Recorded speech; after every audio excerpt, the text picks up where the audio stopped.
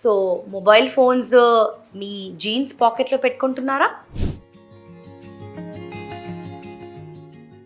And అలానే ల్యాప్టాప్ని మంచిగా ల్యాప్ మీద వేసుకొని కూర్చుంటున్నారా?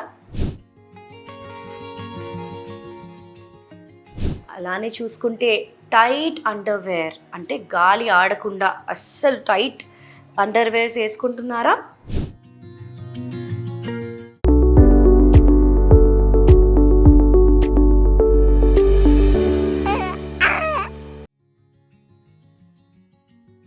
సో ఇవన్నీ చేస్తున్నారా? సో మీ మేల్ ఫర్టిలిటీని, మీ స్పర్మ్ కౌంట్ని మీరే నాశనం చేసుకుంటున్నారు. ఎందుకు అంటే ఇవన్నీ కూడా హీట్ రేడియేషన్ ఆర్ ఎక్సెసివ్ హీట్ని జనరేట్ చేస్తుంది.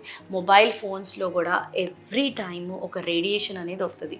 అండ్ అది మీ పాకెట్స్లో పెట్టుకుంటే జీన్స్ పాకెట్లో టెస్టిస్కి దగ్గరగా ఉండడం వలన ఆ రేడియేషన్ తగిలి దాని వలన కూడా స్పర్మ్ కౌంట్ తగ్గొచ్చు. And laptop high heat generate చేస్తుంది. సో ఈ హీట్ జనరేషన్ వలన స్పర్మ్ ఉత్పత్తి అనేది తగ్గిపోతుంది. అండ్ టైట్ అండర్వేర్, అస్సలు గాలి ఆడకుండా వెరీ టైట్ అండర్వేర్స్ వేసిన ఆర్ చాలా హీట్ ప్రదేశాల్లో కొంతమంది mining workers or factory workers or లారీలో కూర్చునే వాళ్ళు, అంటే ట్రక్ డ్రైవింగ్ వాళ్ళు మోర్ దాన్ 10 hours డ్రైవింగ్ చేసే వాళ్ళలో కూడా ఈ ప్రాబ్లమ్ని మనం చూస్తాం. ఎందుకంటే మోస్ట్ ఇంపార్టెంట్ ఏంటి అంటే టెస్టికల్స్ అనేది బాడీకి దూరంగా ఎందుకు పెట్టాడంటే దేవుడు వాటిని కూల్ చేయడానికి, ఆ సిస్టమ్ ఎన్వైరన్మెంట్లో నుంచి కూల్నెస్ రావడానికి అవి దూరంగా ఉంటాయి. సో అవి దూరంగా ఉన్నాయని మీరు దాని దగ్గరికి హీట్ తీసుకొస్తే ఇట్ ఈస్ నాట్ డన్. డెఫినెట్గా దాని వలన మేల్ ఫర్టిలిటీ అనేది ఎఫెక్ట్ అవుతుంది. Sperm count, sperm motility, DNA fragmentation ఇవన్నీ కూడా వస్తాయి.